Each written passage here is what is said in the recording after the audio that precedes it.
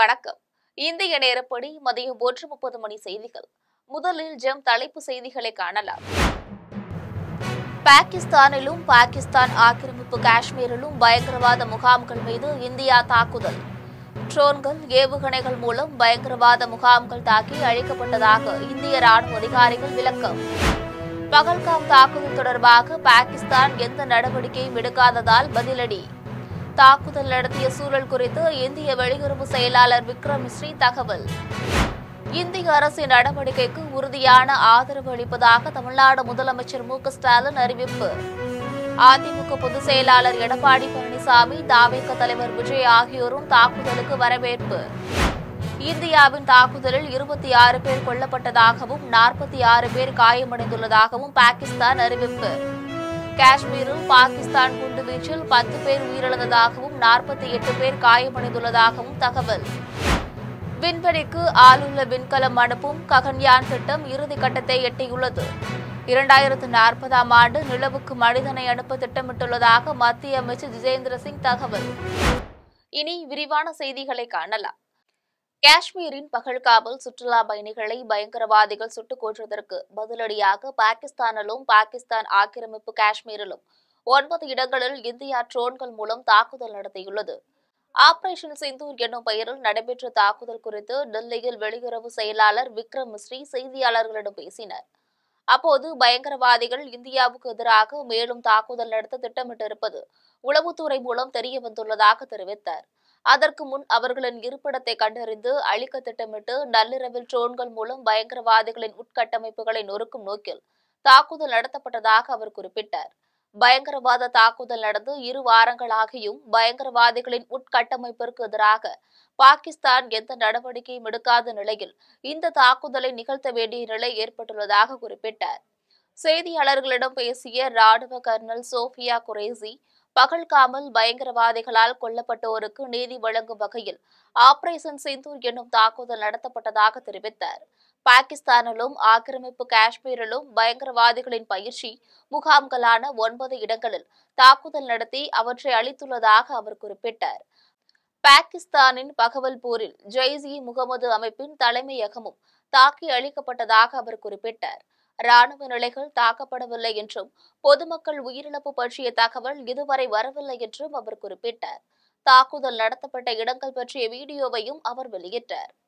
பகல்காம் தாக்குதலில் கொல்லப்பட்டோருக்கு நீதி வழங்கும் வகையில் பயங்கரவாதிகளின் முகாம்கள் தாக்கி அழிக்கப்பட்டதாகவும் பொதுமக்களின் உயிருக்கும் உட்கட்டமைப்புக்கும் எந்தவொரு சேதமும் ஏற்படாத வகையில் இந்த தாக்குதல் நடத்தப்பட்டதாக விமானப்படையின் விங் கமாண்டர் யோமிகா சிங் தெரிவித்தார்.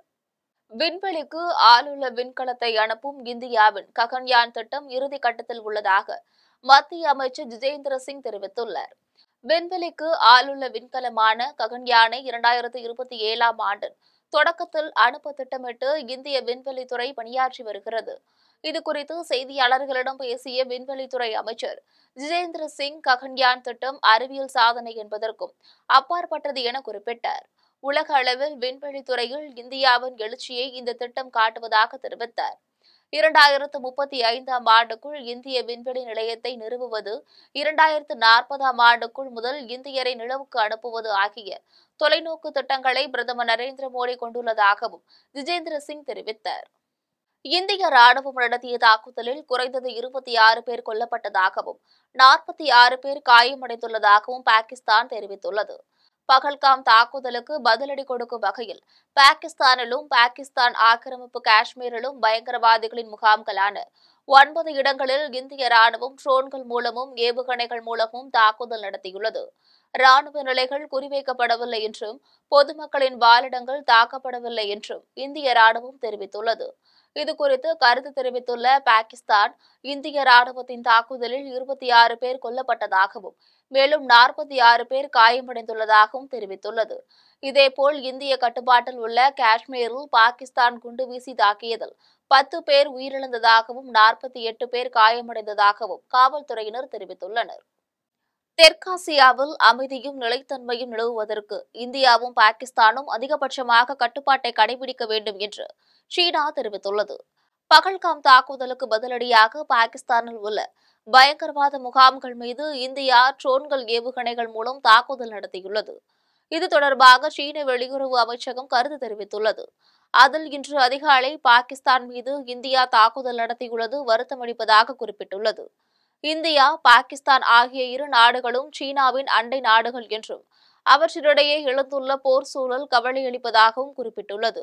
அனைத்து வகையான பயங்கரவாதத்தையும் சீனா எதிர்ப்பதாகவும் குறிப்பிட்டுள்ளது.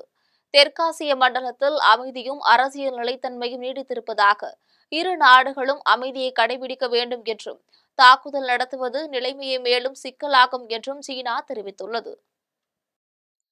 ஆபரேஷன் சிந்தூர் தாக்குதலுக்கு பல்வேறு அரசியல் கட்சித் தலைவர்கள் வரவேற்பு தெரிவித்துள்ளனர். காங்கிரஸ் கட்சியின் முன்னாள் தலைவர் ராகுல் காந்தி எக்ஸ் தளத்தில் வெளியிட்டுள்ள பதிவில், இந்தியா பாதுகாப்பு படைகளை நினைத்து பெருமைப்படுவதாக பதிவிட்டுள்ளார். இதேபோல தமிழக முதலமைச்சர் மு.க.ஸ்டாலின் எக்ஸ் தள பதிவில் பயங்கரவாதத்திற்கு எதிராக இந்திய ராணுவத்துடன் தமிழ்நாடு துணை நிற்பதாகவும், தேச நலன் கருதி நமது ராணுவத்திற்கு என்றும் துணை நிற்போம் என்றும் தெரிவித்துள்ளார்.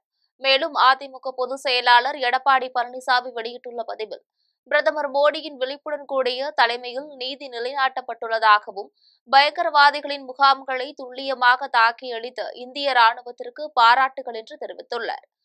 இதேபோல ஆபரேஷன் சிந்தூர் நடவடிக்கைக்கு மத்திய அமைச்சர்கள் ராஜ்நாத் சிங், கிரண் ரிஜிஜு, பியூஷ் கோயல் உள்ளிட்டோர் வரவேற்பு தெரிவித்துள்ளனர். மேலும் சந்திரபாபு நாயுடு, யோகி ஆதித்யநாத், தேவேந்திர பட்னாவிஸ் உட்பட பல்வேறு மாநில முதலமைச்சர்களும், தமிழக ஆளுநர் ஆர்.என். ரவி, மல்லிகார்ஜுன கார்கே, ஓவைசி உள்ளிட்ட பல்வேறு அரசியல் கட்சிகளின் தலைவர்களும் இந்த பதிலடி தாக்குதலுக்கு வரவேற்பு தெரிவித்துள்ளனர். தமிழகத்தில் சென்னை துறைமுகம் மற்றும் கல்பாக்கம் அணுமின் நிலையம் ஆகிய 2 இடங்களில் இன்று மாலை போர்க்கால ஒத்திகை நிகழ்ச்சி நடைபெறவுள்ளது என்று தமிழக அரசு அறிவித்துள்ளது. பகல்காமில் பாகிஸ்தான் ஆதரவு பயங்கரவாத இயக்கம் நடத்திய தாக்குதலை தொடர்ந்து அந்த நாட்டிற்கு எதிரான நடவடிக்கைகளை இந்தியா வேகப்படுத்தியுள்ளது. நாடு முழுவதும் 259 இடங்களில் போர்க்கால ஒத்திகை நடைபெறுகிறது. சில வட மாநிலங்களில் ஏற்கனவே இந்த பயிற்சி தொடங்கிவிட்டது. இந்நிலையில் மத்திய உள்துறை அமைச்சக அறிவுறுத்தல்படி தமிழகத்தில் சென்னை துறைமுகம் மற்றும் கல்பாக்கம் அணுமின் நிலையம் ஆகிய 2 இடங்களில் இன்று மாலை 4 மணிக்கு இந்த போர்க்கால ஒத்திகை நிகழ்ச்சி நடைபெறுகிறது என்று தமிழக அரசு அறிவித்துள்ளது. போர்க்கால ஒத்திகை குறித்து பொதுமக்கள் அச்சமோ பதற்றமோ அடைய தேவையில்லை என்று அரசு தெரிவித்துள்ளது. இந்த நிலையில் இன்று மாலை நடைபெறும் பாதுகாப்பு ஒத்திகையொட்டி ஐடி நிறுவனங்களுக்கு விடுமுறை அளிக்கப்பட்டுள்ளது. நீதி வென்றது. ஆபரேஷன் சிந்தூர் குறித்து பகல்காம் தாக்குதலில் பாதிக்கப்பட்ட குடும்பத்தினர் பேட்டியளித்துள்ளனர். காஷ்மீர் மாநிலம் அனந்தநாக் மாவட்டத்தில் உள்ள சுற்றுலா தலமான பகல்காம் பகுதியில் உள்ள பைசரனில் கடந்த மாதம் 22ஆம் தேதி பயங்கரவாதிகள் கொடூர தாக்குதல் நடத்தினர். இந்த தாக்குதலில் 26 அப்பாவி பொதுமக்கள் சுட்டுக் கொல்லப்பட்டனர். இதற்கு பதிலளிக்கும் விதமாக இந்திய ராணுவத்தால் ஆபரேஷன் சிந்தூர் தொடங்கப்பட்டுள்ளது. பாகிஸ்தான் ஆக்கிரமிப்பு காஷ்மீர் பகுதியில் தீவிரவாதிகளின் முகாம்கள் மீது இந்திய பாதுகாப்பு படையினர் தாக்குதல் நடத்தினர். முப்படைகள் கூட்டாக இணைந்து நடத்திய தாக்குதலில் 80 தீவிரவாதிகள் உயிரிழந்தனர். 60க்கும் மேற்பட்டோர் காயமடைந்துள்ளனர். இதனைத் தொடர்ந்து பகல்காம் தாக்குதலால் பாதிக்கப்பட்ட குடும்பத்தினர் நீதி வென்றது என்று கண்ணீர் மல்க தெரிவித்துள்ளனர். மேலும் தீவிரவாதிகள் மீது தாக்குதல் நடத்தியதற்காக பிரதமர் நரேந்திர மோடிக்கு நன்றி தெரிவித்துள்ளனர். ஆபரேஷன் சிந்தூர் எதிரொலியாக வட இந்தியாவில் விமான சேவைகள் பாதிக்கப்பட்டுள்ளன. இதுகுறித்து ஏர் இந்தியா விமான நிறுவனம் வெளியிட்டுள்ள அறிக்கையில், ஜம்மு, ஸ்ரீநகர், லே, ஜோத்பூர், அமிர்தசரஸ், பூஜ், ஜாம்நகர், சண்டிகர் மற்றும் ராஜ்கோட் விமான நிலையங்களுக்கு செல்லும் மற்றும் அங்கிருந்து புறப்படும் ஏர் இந்தியா விமானங்கள் இன்று ரத்து செய்யப்பட்டுள்ளன. இதேபோல் ஸ்பைஸ் ஜெட் விமான நிறுவனம் வெளியிட்டுள்ள அறிவிப்பில், வட இந்தியாவில் தற்போது நிலவும் சூழல் காரணமாக தர்மசாலா, லே, ஜம்மு, ஸ்ரீநகர் மற்றும் அமிர்தசரஸ் ஆகிய விமான நிலையங்கள் மூடப்பட்டுள்ளன.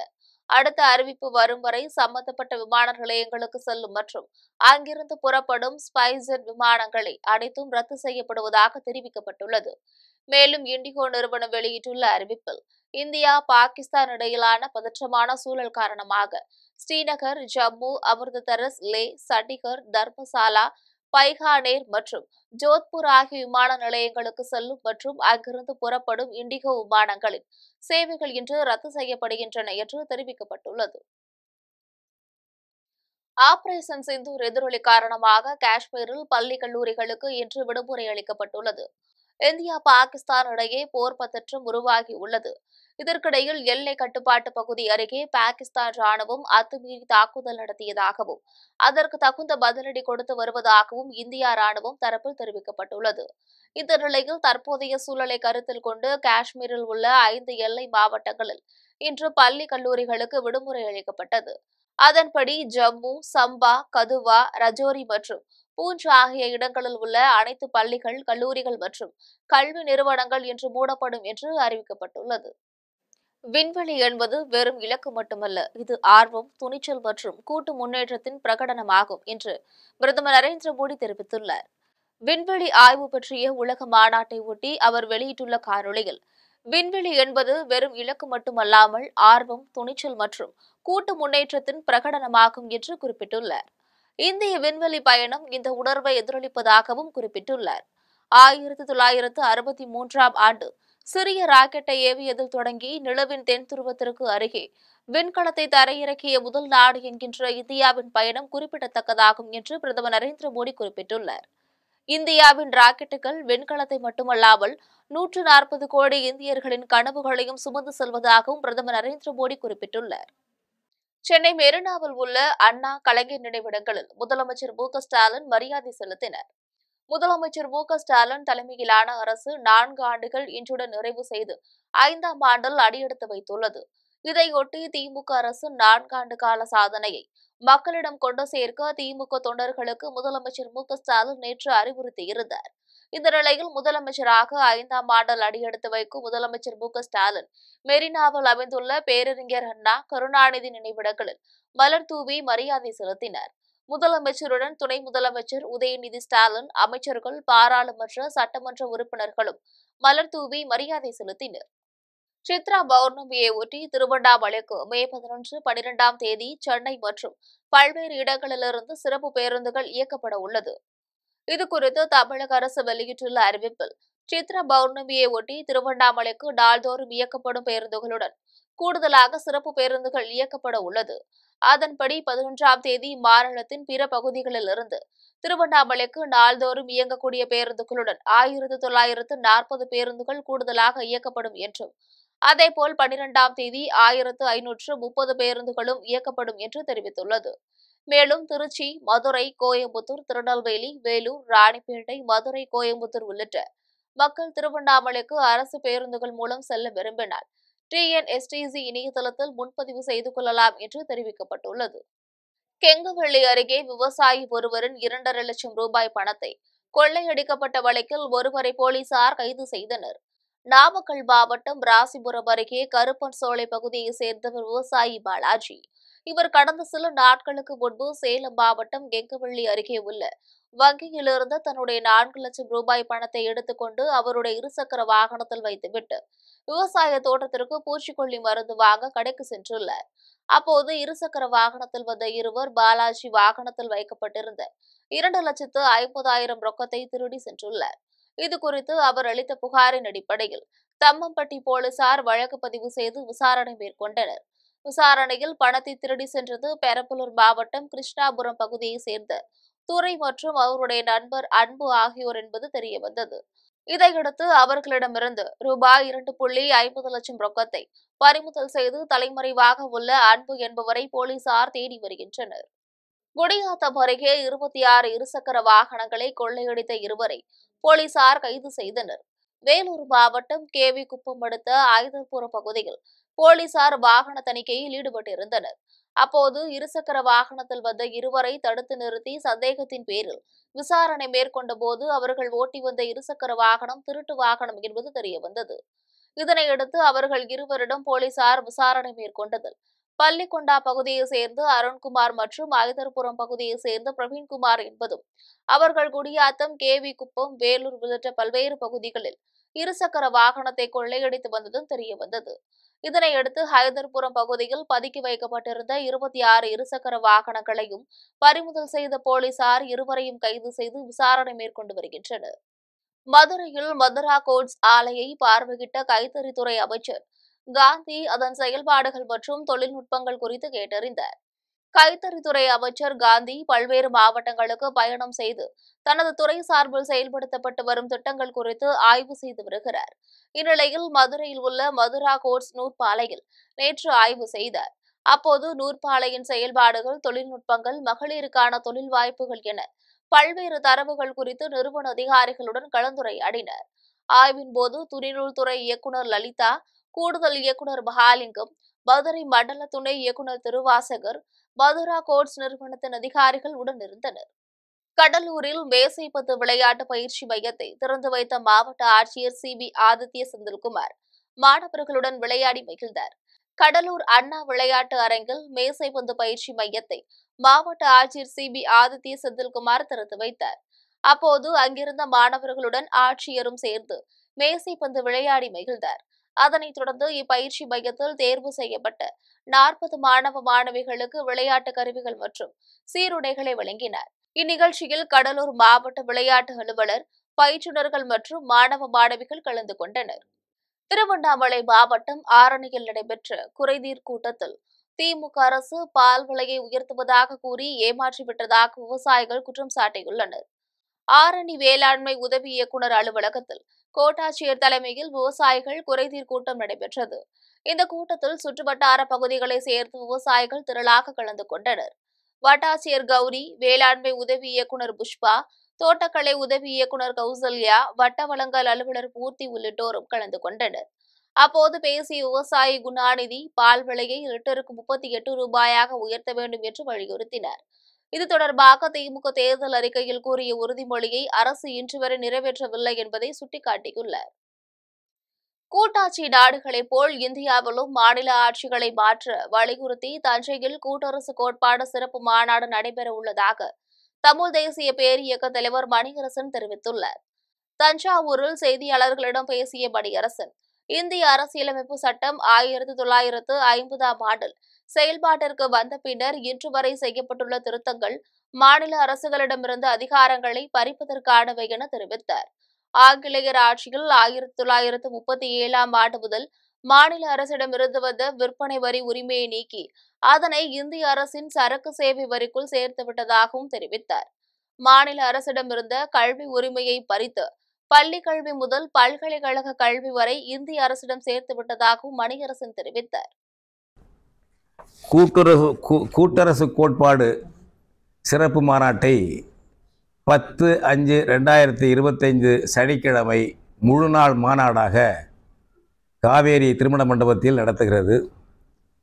கூட்டரசு என்று நாங்கள் சொல்லும் பொழுதே ஒரு ஃபெடரேஷன் என்பதன் தமிழாக்கம்தான் அது. கூட்டாட்சி என்பதற்கும் கூட்டரசு கொஞ்சம் வேறுபாடு இருக்கிறது.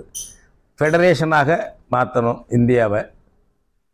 அந்த ஃபெடரேஷனில் உறுப்பு நாடுகள் மொழி வழி தேசிய இன தாயகங்கள் அப்படி தான் பிரிக்கப்பட்டிருக்கு. இந்த இந்திய அரசியலமைப்பு சட்டம் 106 தடவை திருத்தப்பட்டிருக்கிறது. இதுவரை ஒரு தடவை கூட மாநிலத்துக்கு கூடுதல் அதிகாரம் வழங்குவதற்கு திருத்தப்படவில்லை. ஏற்கனவே மாநிலங்களுக்கு இருந்த அதிகாரங்களை பறிப்பதற்குத்தான் திருத்தப்பட்டிருக்கிறது. Coimbatore economic chamber social wing சார்பாக நடைபெற்ற தொழிலாளர் நாள் விழாவில் பெண் தொழில் முனைவோருக்கு தையல் இயந்திரங்கள் வழங்கி ஊக்குவிக்கப்பட்டது. Coimbatore economic chamber social wing சார்பில் உக்கடத்தில் தொழிலாளர் நாள் விழா நடைபெற்றது. சமூக நலப்பிரிவின் தலைவர் முகமது ரஃபீக் தலைமையில் நடைபெற்ற விழாவில் சபீர் அகமது, நூருல் அமீன், உமர் கத்தாப், முஷஃபில் முஸ்தபா, குரூஸ் மேரி, கலையரசி ஆகியோர் கலந்து கொண்டனர். நிகழ்ச்சியில் தமிழ்நாடு காங்கிரஸ் கமிட்டியின் துணைத் தலைவர் பைத்துல் மால், நிறுவனர் இதயாத்துல்லா சிறப்பு விருந்தினராக கலந்து கொண்டு பெண்களுக்கு தையல் இயந்திரங்களை வழங்கி வட்டியில்லா கடன் திட்டமான பைத்துல் மால் திட்டத்தை தொடங்கி வைத்தார். சிறப்பு அழைப்பாளராக முகமது கலிமுதீன் கலந்து கொண்டு தையல் பயிற்சி முடித்தவர்களுக்கு சான்றிதழ்களையும் நலத்திட்ட உதவிகளையும் வழங்கினர். ஆவடி அருகே தனியார் கட்டிடக்கலை கல்லூரியில் பட்டமளிப்பு விழா நடைபெற்றது. ஆவடி அருகே உள்ள தனியார் கலைக்கல்லூரியில் 9வது பட்டமளிப்பு விழா நடைபெற்றது. நிகழ்விற்கு கல்லூரியின் செயலாளர் மற்றும் தலைவர் முகமது சலேஜ் தலைமை தாங்கினர். இதில் மூத்த கட்டிடக்கலை வல்லுநர் மூர்த்தி சிறப்பு விருந்தினராக கலந்து கொண்டு 69 பட்டதாரிகளுக்கு பட்டங்களை வழங்கினர். இதில் முதன்மை கட்டிடக் கலைஞர் ராமிரகாஷ், முதல்வர் பால், துறை தலைவர் கவிதா, மூத்த பேராசிரியர்கள், மாணவர்கள், பெற்றோர்கள் என பலர் கலந்து கொண்டனர். குஜராத்தில் இடி மின்னலுடன் பெய்த கனமழையால் 14 பேர் உயிரிழந்துள்ளனர். குஜராத்தில் கடந்த சில தினங்களாக இடி மின்னல் மற்றும் பலத்த காற்றுடன் கூடிய மழை பெய்து வருகிறது. அடுத்த சில நாட்களுக்கு குஜராத்தில் மணிக்கு 50 முதல் 60 கிலோமீட்டர் வேகத்தில் பலத்த காற்று வீசும் என இந்திய வானிலை ஆய்வு மையம் கணித்துள்ளது. இது தொடர்பாக அதிகாரிகள் கூறுகையில், கடந்த 24 மணி நேரத்தில் மாநிலத்தில் பருவம் தவறிய மழை பெய்துள்ளதாகவும், மின்சாரம் பாய்தல், மரங்கள், வீடுகள் மற்றும் விளம்பர பலகைகள் இடிந்து விழுந்தது போன்ற மழை தொடர்பான சம்பவங்களில் 14 பேர் உயிரிழந்ததாக தெரிவித்தனர். இதில் கேடா மாவட்டத்தில் 4 பேர், வதோராவில் 3 பேர், அகமதாபாத், தாகோத் மற்றும் ஆரவல்லியில் தலா 2 பேர் மற்றும் ஆனந்த் மாவட்டத்தில் 1 என மொத்தம் 14 பேர் உயிரிழந்தனர் என தெரிவித்தனர். தமிழகத்தின் பல்வேறு பகுதிகளில் நடைபெற்ற ஆன்மீக நிகழ்வுகளை காணலாம். தஞ்சாவூர் மாவட்டம் திருக்காட்டுப்பள்ளி அருகே பூண்டியில் பிரசித்தி பெற்ற பூண்டி மாதா பேராலயம் வீரமாமுனிவரால் கட்டப்பட்டதாகும். இந்நிலையில் இந்த ஆண்டு திருவிழா கொடியேற்றத்துடன் தொடங்கியது. முன்னதாக கொடி ஊர்வலமாக எடுத்து வரப்பட்டு அதனைத் தொடர்ந்து கும்பகோணம் மறைமாவட்ட ஆயர் ஜீவானந்தம் அமலநாதன் கொடியினை புனிதம் செய்து வைத்து ஏற்றி வைத்தார். விழாவின் முக்கிய நிகழ்வான அலங்கார தேர்பவனி வருகின்ற 14ஆம் தேதி நடைபெற உள்ளது. கொடியேற்ற திருவிழாவையொட்டி ஆயிரக்கணக்கான கிறிஸ்தவர்கள் கலந்து கொண்டு வழிபாடு நடத்தினர். வருகின்ற 14ஆம் தேதி மாலை சிறப்பு வழிபாட்டுடன் நடைபெறும். அதைத் தொடர்ந்து அன்னையினுடைய திருவுருவம் தாங்கிய அலங்கார தேர் பவனியாக இத்திருத்தலை சுற்றி வரும். மறுநாள் காலை 6:30 மணிக்கு திருவிழா நிறைவு திருப்பலி நடைபெறும். இந்த வழிபாட்டு நிகழ்வுகளில் அனைவரும் இறையாசிர் பெற உங்களை அன்போடு வருக வருக என்று அழைக்கின்றோம். உலக பிரசித்தி பெற்ற மதுரை மீனாட்சி அம்மன் கோயில் சித்திரை திருவிழா கடந்த ஏப்ரல் 29ஆம் தேதி கொடியேற்றத்துடன் தொடங்கி நடைபெற்று வருகிறது. இந்நிலையில் விழாவின் 9ஆம் நாள் நிகழ்வாக மீனாட்சி அம்மனுக்கு பட்டாபிஷேகம் முடிவடைந்த நிலையில் மீனாட்சி அம்மனும் சுந்தரேஸ்வரர் பிரியாவிடை சமேதராக வெள்ளி சிம்மாதனத்தில் வீதி உலா வலம் வந்தனர். அம்மன் வீதி உலாவின் போது முருகர், ஆண்டாள், கிருஷ்ணன் வேடமணிந்து சிறுவர்கள் ஊர்வலமாக வந்தனர். இதில் ஆயிரக்கணக்கான பக்தர்கள் வரிசையில் நின்று சுவாமி தரிசனம் செய்தனர். தஞ்சை பெரிய கோவிலில் சித்திரை திருவிழா கடந்த 23ஆம் தேதி கொடியேற்றத்துடன் தொடங்கியது. விழாவின் முக்கிய நிகழ்வான தேரோட்டம் இன்று வெகு விமரிசையாக நடைபெற்றது. மேலதாளத்துடன் அம்பாளுடன் சந்திரசேகர் சுவாமிகள் எழுந்தருளி ராஜ வீதிகளில் உலா வந்து பக்தர்களுக்கு காட்சியளித்தனர். இந்த தேர் திருவிழாவில் தஞ்சாவூர் மட்டுமில்லாமல் தமிழகத்தின் பல்வேறு பகுதிகளிலிருந்து வந்த ஆயிரக்கணக்கான பக்தர்கள் தேரினை வடம் பிடித்து இழுத்தனர். தேர் திருவிழாவையொட்டி தஞ்சை மாவட்டத்திற்கு இன்று உள்ளூர் விடுமுறை அளிக்கப்பட்டுள்ளது. சங்ககிரி டிபி ரோடு மகாசக்தி மாரியம்மன் கோவில் திருவிழாவானது கடந்த 29ஆம் தேதி பூச்சாட்டுதலுடன் தொடங்கியது. விழாவின் 8ஆம் நாளில் பக்தர்கள் அலகு குத்தி அக்னி சட்டி ஏந்தி முக்கிய வீதிகள் வழியாக ஊர்வலமாக சென்று அம்மனுக்கு தங்களது நேர்த்தி கடனை செலுத்தினர். இதில் ஏராளமான பக்தர்கள் கலந்து கொண்டு சுவாமி தரிசனம் செய்தனர். புதுக்கோட்டை மாவட்டம் கரம்பக்குடி அருகே வடகளூர் கிராமத்தில் உள்ள முத்து மாரியம்மன் கோயிலின் சித்திரை திருவிழா கடந்த ஒரு வாரத்திற்கு முன்பு காப்பு கட்டுதலுடன் தொடங்கியது. பின்னர் அம்மனுக்கு சிறப்பு அலங்காரம் செய்யப்பட்டு தீபாராதனை காண்பிக்கப்பட்டது. அலங்கரிக்கப்பட்ட மாரியம்மனை பல்லக்கில் வைத்து மேலதாள வாத்தியங்கள் முழங்க பக்தர்கள் தேரை வடம் பிடித்து இழுத்து சுவாமி தரிசனம் செய்தனர். செங்கல்பட்டு மாவட்டம் அச்சிறுபாக்கம் ஆட்சீஸ்வரர் திருக்கோவிலில் சித்திரை பெருவிழாவின் 7ஆம் நாளில் பெரிய தேரில் ஆட்சீஸ்வரரும் சிறிய தேரில் இளங்கிலியம்மனும் எழுந்தருளி 4 மாட வீதிகளின் வழியாக வலம் வந்து பக்தர்களுக்கு அருள்பாலித்தனர். இவ்விழாவில் செங்கல்பட்டு மாவட்ட ஆட்சியர் அருண்ராஜ் வடம் பிடித்து தேரை தொடங்கி வைத்தார். இதில் உள்ளூர் மற்றும் வெளியூர்களில் இருந்து ஏராளமான பக்தர்கள் கலந்து கொண்டு தேரினை வடம் பிடித்து இழுத்தனர். இனி வருவது விளையாட்டு செய்திகள்.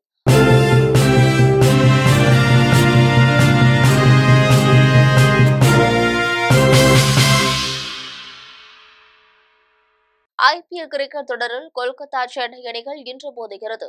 10 அணிகள் இடையிலான 18வது IPL கிரிக்கெட் தொடர் இந்தியாவின் பல்வேறு நகரங்களில் சிறப்பாக நடைபெற்று வருகிறது. இந்நிலையில் இந்த தொடரில் கொல்கத்தாவில் இன்று நடக்கும் 57வது லீக் ஆட்டத்தில் Chennai super Kings, Kolkata night Riders அணிகள் இன்று மோத உள்ளன. கொல்கத்தா அணி புள்ளி பட்டியலில் 6வது இடத்திலும் சென்னை அணி கடைசி இடத்திலும் உள்ளது. இந்த ஆட்டமானது இரவு 7:30 மணிக்கு தொடங்குகிறது. இனி வருவது தங்கம், வெள்ளி விலை மற்றும் பங்கு சந்தை நிலவரம்.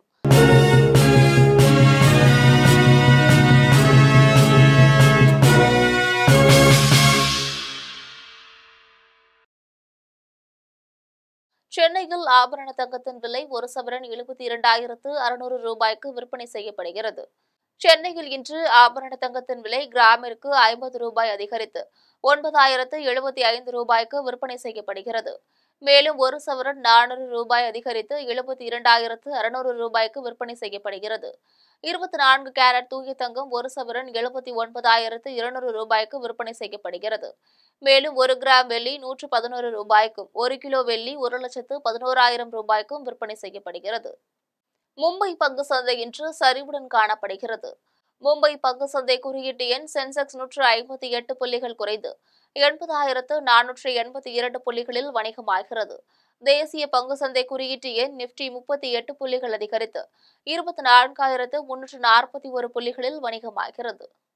மீண்டும் ஜம் தலைப்புச் செய்திகள். பாகிஸ்தானிலும் பாகிஸ்தான் ஆக்கிரமிப்பு காஷ்மீரிலும் பயங்கரவாத முகாம்கள் மீது இந்தியா தாக்குதல்.